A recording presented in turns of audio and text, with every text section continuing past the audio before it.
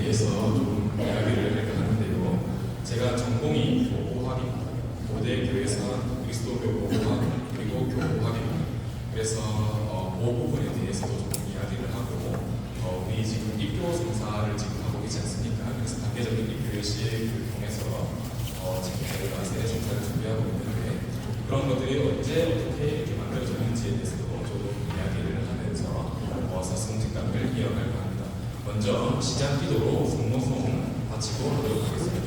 성부와 성자와 성령의 이름으로 아멘. 은총이 가득하신 마리아님 기뻐하소서. 주님께서 내게 주신 여인에게 되시나 여인의 아들 주님과 되시나이다. 천주의 성모 마리아님 이제와 저희 죽을 때 저희 죄인을 위하여 버리소서. 아멘.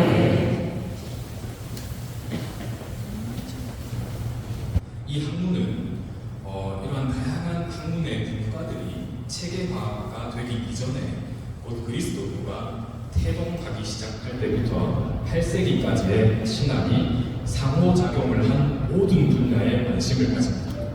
왜냐하면 역사신학은 단순한 기록의 차원을 넘어서서 과거라고 불리는 모든 기록된 역사 안에서 현존하셨던 하느님께서 단순히 과거로 남으시는 것이 아니라 현재를 살고 있는 우리가 읽게 되는 성경을 비롯해서 여러 가지 형태의 기록물들, 예를 들면 건물도 있을 수 있고요, 그림도 있을 수 있고요, 또 여러 가지 형태의 책들도 있겠죠.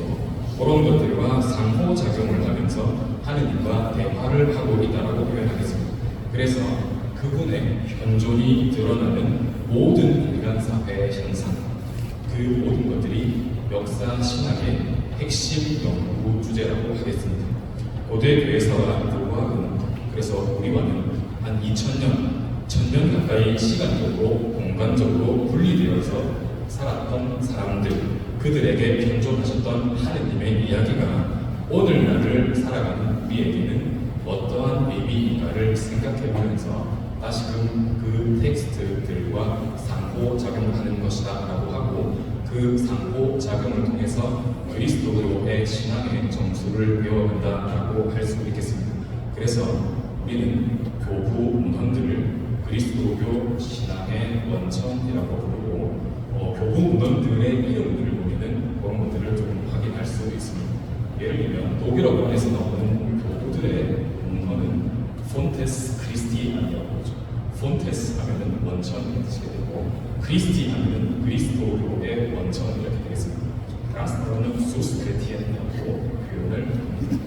이렇게 우리는 교부들의 문헌을 바탕으로 해서 신앙의 원천들을 오늘날 현재화하여서 읽어낸다라고 하겠습니다. 그러면 교부는 누구인지에 대해서 먼저 조금 이야기를 해야 될 것 같습니다. 교부라 하면 교회의 아버지라고 불릴 수 있는 과거 8세기까지의 많은 주교님 그리고 신학자들을 지칭한다라고 하겠습니다. 그 사람들이 당대의 사회와 상호작용하면서 만들어왔던 여러 가지 전통들, 그런 것들이 체계화되고 기록으로 남겠죠. 그런 것들, 문헌들 혹은 건물들, 그런 그림들, 이런 것들이 모두 교부 문헌이라고 할 수 있겠고, 여러분들이 유럽에 혹은 그리스라든지 터키라든지 다양한 국가들에 여행을 하시다 보면은 성당 안에도 들어가게 되고, 또 도서관에 들어가보시게 되면 그런 책들이 많아 있겠죠. 그런 것들이 교부 문헌이라고 하겠습니다. 제가 연구했던 분야가 바로 그 분야입니다.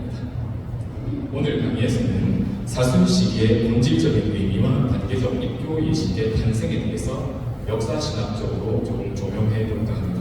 그래서 그것이 오늘날을 살아가는 우리에게 어떤 의미가 있는지를 한번 고찰해 볼까 합니다. 이를 위해서 4세기의 콘스탄티누스적 전환, 콘스탄티누스적 전환하면 조금 생소하실 수도 있겠는데, 혹시 코페르니쿠스적 전환하면 혹시 들어보셨습니까? 지동설, 전동설 혹시 들어보셨나요? 지동설에 대해서 먼저 이야기했던 그 사람이 코페르니쿠스죠.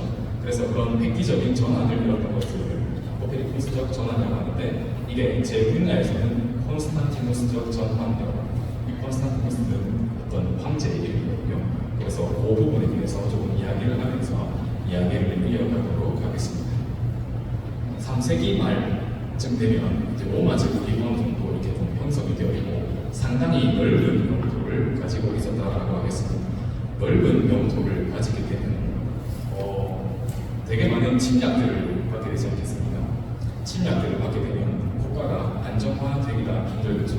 그래서 디오클레시안이라는 황제가 그때 당시에는 스스로 모든 것들을 다 통제하기가 힘들기 때문에 제도적이고 또는 행정적인 혹은 군사적인 형태의 개혁들을 이루었습니다. 그러면서 자기 밑에 황제들을 두어두게 되거든요. 그러면서 4명의 황제가 함께 로마 제국 전체를 다스리게 됩니다. 이 정치 체제를 사두 정치 체제라고 부릅니다. 사두 정치 체제가 처음에는 이 강력한 황권을 지닌 디오클레시안 황제를 통해서 어느 정도는 유지가 되지만 시간이 지나면 점점 분열이 일어나기 마련이죠. 왜냐하면 내가 더 권력을 가지고 싶어하는 사람들이 드러나기 마련이기 때문에. 그래서 막센티우스라든지 이런 사람들이 반란을 일으키게 되고 그런 것들을 정리해서 다시금 통일 제국을 이루었던 사람이 바로 콘스탄티누스 대제라고 부르겠습니다. 콘스탄티누스 대제가 처음부터 막 한 방에 모든 것들을 정리한 건 아니겠죠. 단계적으로 정리를 했습니다. 당대에 4명의 황제가 있었다고 말씀을 드렸고 그게 사두 정치 체제라고 말씀을 드렸는데 쉽게 얘기하면 동로마 쪽에 2명의 황제가 있었습니다. 정제가 있다면 부제가 있었고 서로마 제국에도 마찬가지로 정제가 있었다면 부제가 있었습니다. 콘스탄티누스 대제가 한번 정리를 하고 나서는 어떻게 되냐면 서방에 이 황제가 한 명이 있고 또 동방에 황제가 한 명이 있었습니다. 콘스탄티누스 대제가 서방의 황제였다면 동방에는 리기뉴스라는 황제가 있었습니다. 그 두 사람이 한동안은 좀 전쟁을 너무 오래 하다 보니 피곤하지 않겠습니까? 좀 평화를 이루기 위해서 협정을 했습니다. 그 협정이 밀라노에서 이루어진 협정이고 그 협정에서 발표된 여러 가지 의미들을 했는데 그 중에서 하나 발표된 칙령이 밀라노 칙령. 밀라노 칙령이 우리 그리스도교 역사에서는 아주 중요한 역사 중에 한 부분입니다. 왜냐하면 그리스도교가 로마 제국에서 더 이상 이단이 아니라 국가 안에서 인정받는 종교가 되었기 때문입니다.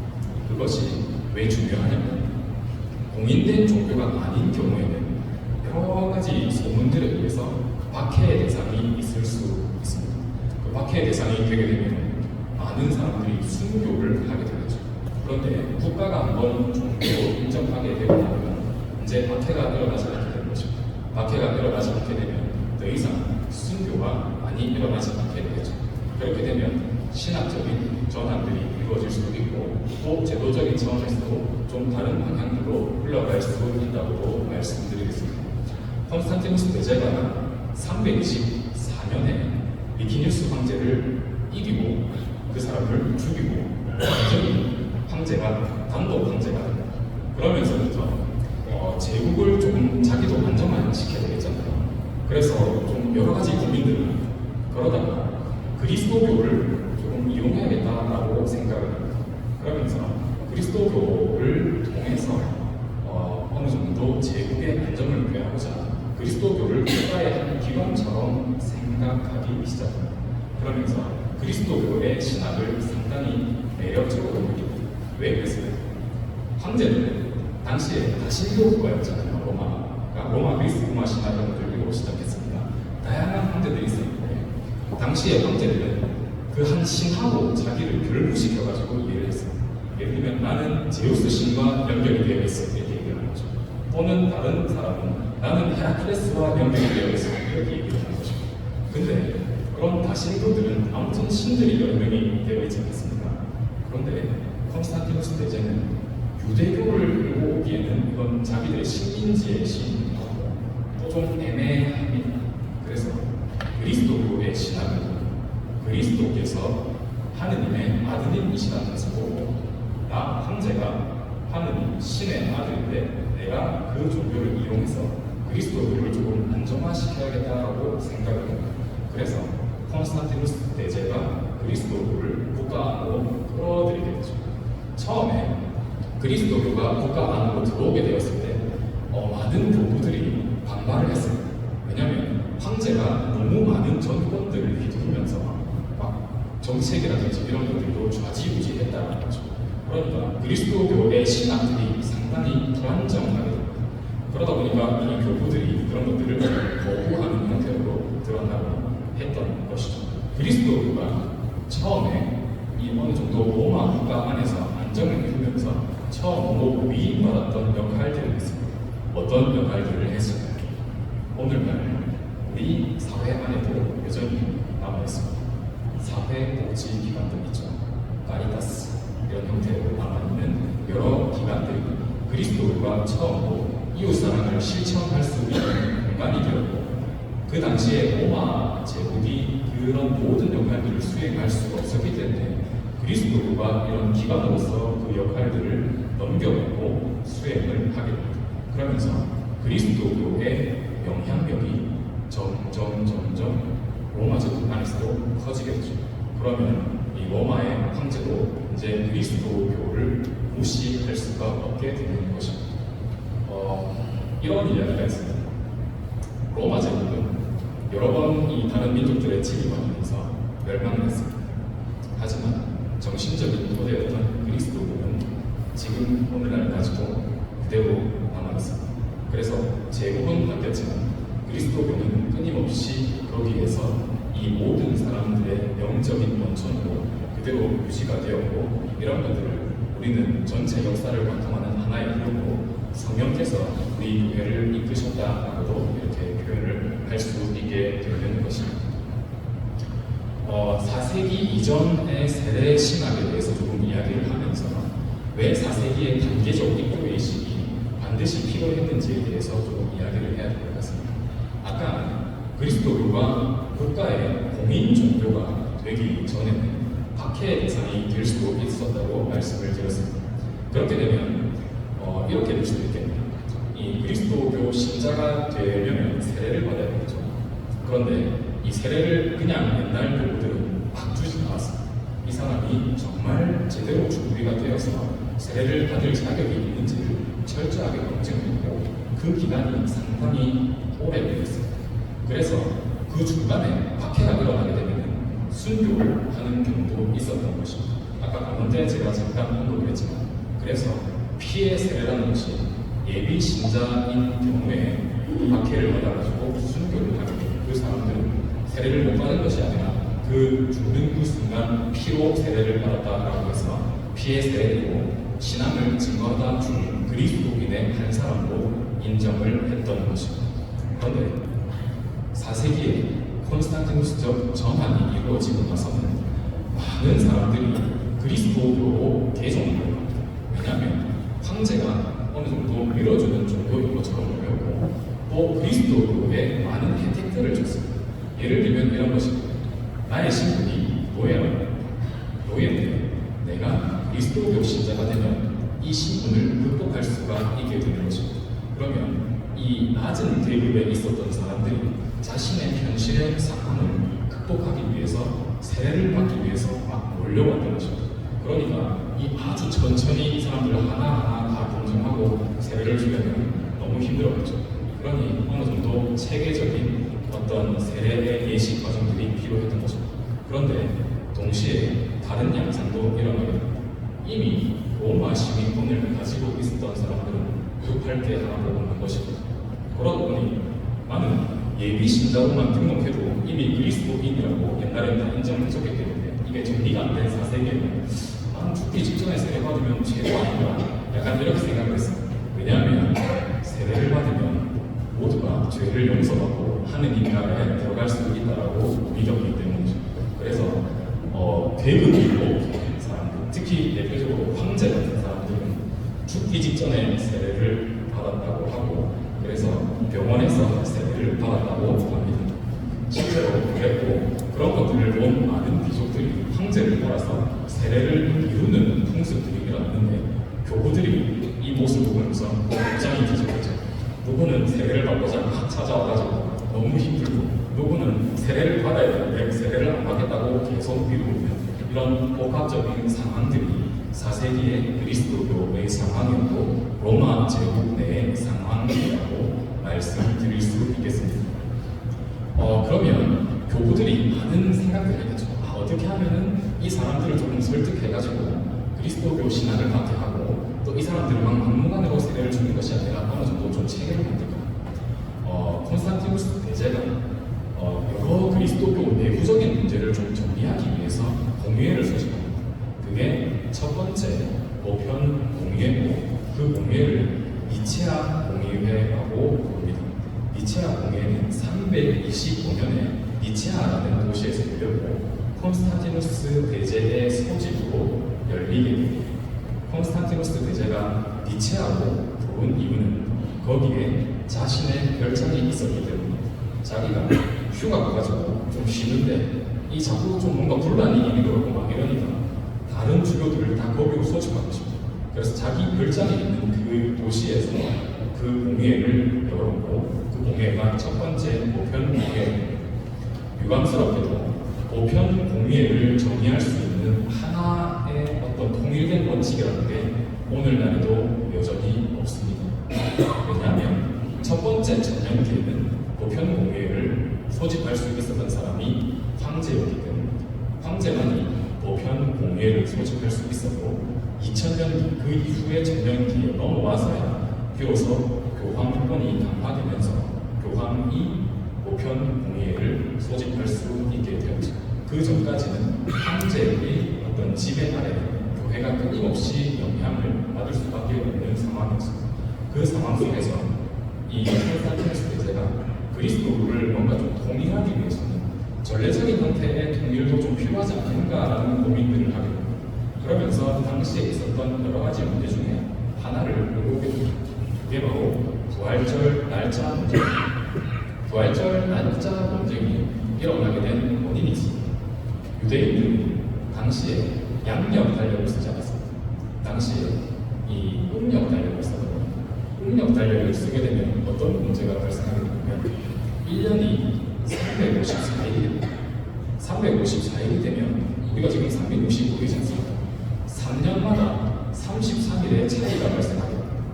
33일의 차이가 발생하게 되면 3년마다 유대인들은 달을 하나 추가해가지고 13월을 만들어요. 그럼 13월이 만들어지게 되면 어느 정도의 숫자가 맞춰지겠죠.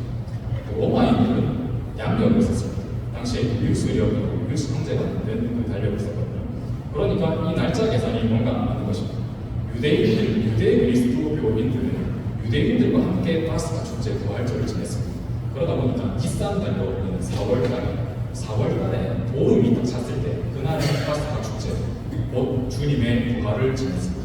그런데 로마인들은 그 비싼 날을 그냥 지내는 게 아니라 비싼 날 14일 보름이 지나고 나서 그 다음 첫 번째로 다가오는 주일에 주님 부활 대축일을 지냈다는 것입니다.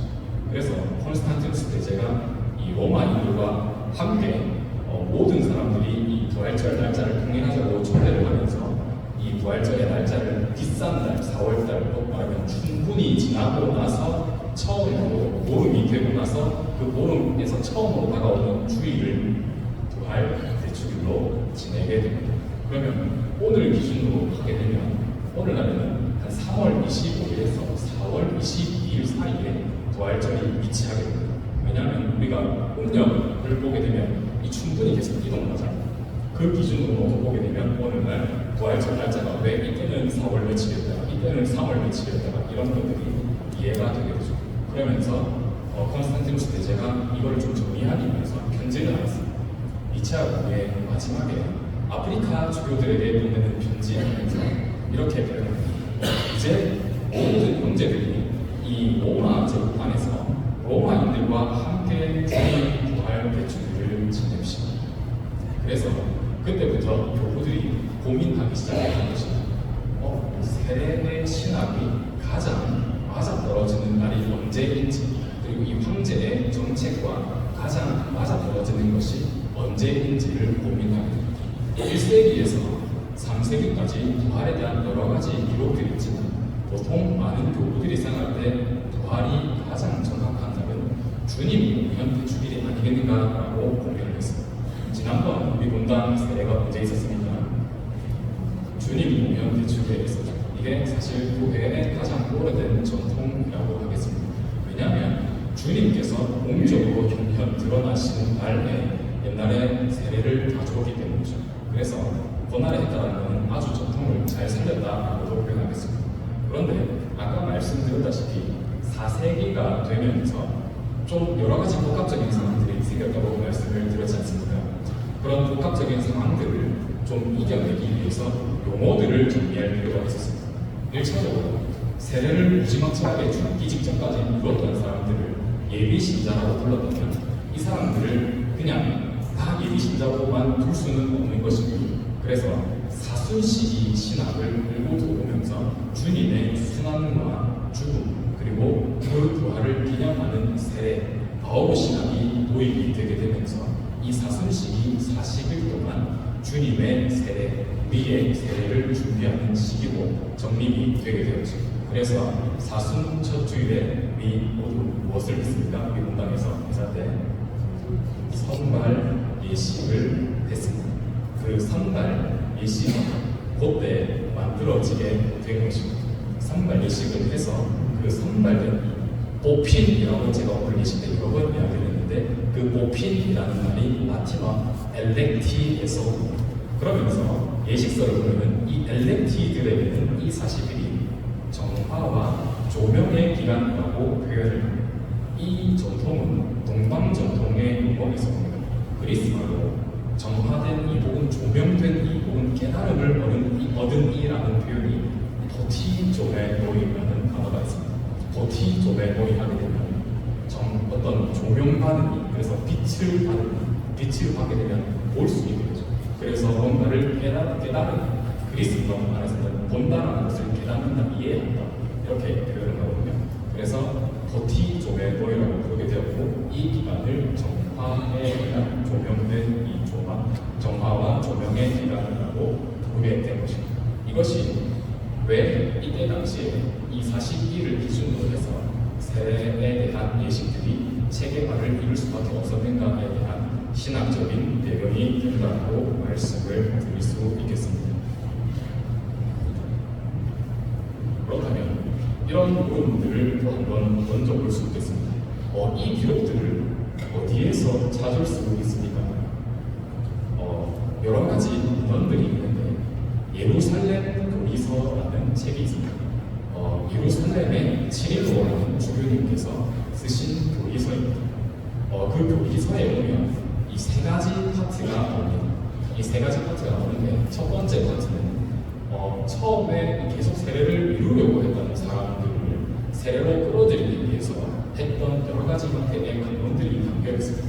그러다 보니까 세례의 의미에 대해서 설명하고 그리스도인이 된다는 것의 의미에 대해서 초점을 맞춰서 설명을 했던 강의입니다. 두 번째 파트로 넘어가게 되면 거기에서는 오늘 우리가 무슨 예식을 했습니까? 첫 번째 수여식을 하면서 이어서 신경 수여식을 했죠. 사도 신경 혹은 신경이라고 불리는 당시의 신앙 고백문의 모든 조항들을 하나하나 설명을 하면서 그것들을 강의록으로 만듭니다. 그러면서 그 당시에 사람들에게 신경이 무엇인지, 왜 우리가 이 신앙을 고백하는지를 끊임없이 설명을 했다는 것이죠. 그러면 남은 파트가 하나 더 있습니다. 우리 교리교 선생님들께서 쓰시는 그 책의 가장 마지막에 나와 있는 부분입니다. 거기에 뭐라고 되어 있습니까? 거기에 보면 신비 전수 기간이라고 나와 있습니다. 세례를 받고 견진을 받고 처음으로 영성체를 한 사람들을 위해서 그냥 교리를 끝내는 것이 아니라 이 사람들이 그리스도교의 전례 그리고 그리스도교의 신앙을 연결시켜서 조금 더 잘 이해할 수 있도록 신비 전수 기간을 부활시키고 50일 동안 두고 계속해서 강의를 했던 것입니다. 그래서 우리가 거행하는 이 성사, 우리가 하고 있는 여러 가지 형태의 기도들, 그 기도들이 무엇을 의미하는지를 하나하나 다 설명했던 것입니다. 예를 들면 어떤 기도가 있겠습니까? 주님의 기도가 있겠죠. 그래서 세 번째 수련식을 하고 곧 다가오는 평일에는 반드시 주님의 기도 수요식이 따라오게 되는 것입니다. 그래서 주님의 기도를 받고 그 기도의 의미를 그 신비 수요 기간 때, 신비 전수 기간 때 당연히 다 설명하겠죠. 그게 예루살렘 교리서이고, 이 예루살렘 교리서는 4세기 때 쓰여졌고 가장 오래된 기록입니다. 그래서 아마도 추정상 그 이전부터 어느 정도 형태로 그 단계적 인류의식이 자리를 잡았을 것이고 그것이 그 책을 통해서 기록으로 남았다라고 이야기를 할 수 있겠습니다. 그러면 다른 모든 신자분들은 그때 무엇을 했을까요? 이 예비 신자분들께서 뽑힌 이가 되어 선발 연기가 되어가지고 이 교회 안에서 와서 기도도 하고 강의도 듣고 했습니다. 다른 분들은 무엇을 했을까요? 다른 분들은 그분들이 정말로 우리 공동체, 우리 성당 교회의 한 사람의 가족의 일원이 될 수 있도록 그분들을 위해서 열심히 기도하고 함께 그 비전에 참여했습니다. 그러면서 이런 분들이 생겨나기 시작했습니다. 살다 보니 세례를 받고 났음에도 불구하고 끊임없이 죄를 짓는 것입니다. 그런데 당시에는 우리가 운영하고 있는 비밀 교회가 없었습니다. 그래서 공개 교회를 죽기 전에 평생 딱 한 번 할 수 있었는데 모든 사람 앞에서 자신의 죄를 고백하고 보소 기간을 한 3년 정도 했거든요. 이거 너무 부담스러운 것입니다. 그래서 이때 이 사람들이 비전을 하고 있을 때 같이 그 비전에 따라가가지고 원발치에 앉아서 함께 기도하면서 보석을 했다고 합니다. 그러면서 여러 번 이사에 가서 내가 죄 상태에 있기 때문에 영성체는 하지 못하고 그 이사를 드리면서 그 보이는 성체 있죠. 그 성체만 바라보면서 끊임없이 살아갑니다. 그런데 이 고해 성사는 6세기, 7세기 넘어가서 고해 비밀교회로 바뀌게 되거든요. 그 전까지는 일생에 딱 한 번 있었고 그래서 이 교회도 세례라는 이름으로 부르기 시작했는데 통회의 눈물을 통해서 내가 다시 씻긴다라고 해서 그 통회의 눈물을 흘리는 성사라고 불렀습니다. 그게 없어진 것이 아니라 오늘날에도 여전히 우리에게 할 수 있는 형태로 남아있습니다. 참회 예절이라는 것을 혹시 해보신 적 있으십니까? 참회 예절에도 여러 가지 형태가 있습니다. A 양식이 있고 B 양식이 있고 C 양식이 있는데 그 중에 제일 마지막 양식이 다 함께 비전을 하면서 참회 예절을 할 때 그때 공동 사제경을 배워줍니다. 왜냐하면 사제가 그 비전을 주도하면서 여러 번 면담을 하지 않겠습니까? 면담을 하다 보면은 한 사람 한 사람의 그 죄에 대해서도 다 알게 되고 그 참회 예전에 사제경을 배우기 전에 다 같이 고백 기도를 합니다.